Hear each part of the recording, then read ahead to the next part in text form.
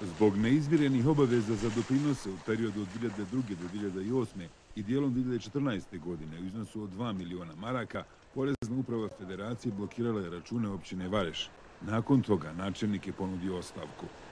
Smatram i procijenio sam da ukoliko ta ostavka može doprinijeti izlasku iz krize i sanaciji postojećeg stanja, da je ona u svakom slučaju dobro došla. U svakom slučaju smo zabrinuti za ovu situaciju, pogotovo za blokadu računa, što je prosto nemoguće funkcionisati osnovne djelatnosti koje provodi općina.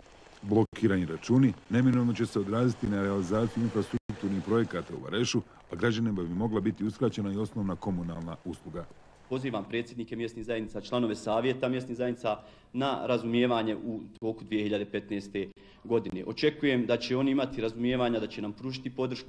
Bolje se neće provesti ni zaposleni u inače prekobrojnoj općinskoj administraciji. Politička rješenja donesena na osnovu nacionalnog ključa morat će proći kroz procese racionalizacije i sistematizacije radnih mjesta. Mi insistiramo da to bude u skladu sa zakonom, kad se bude utvrđivala prekobrojnost eventualna radnika, da se mora striktno voditi računa o zakonu i o kolektivnom ugovoru.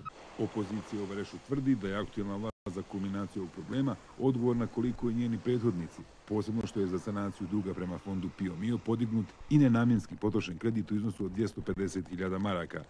Očekivanja svi su da će se u rješavanju ovog problema ipak uključiti i viši nivoj vlasti koji su također kumovali aktivnom stanju u ovoj lokalnoj zajednici.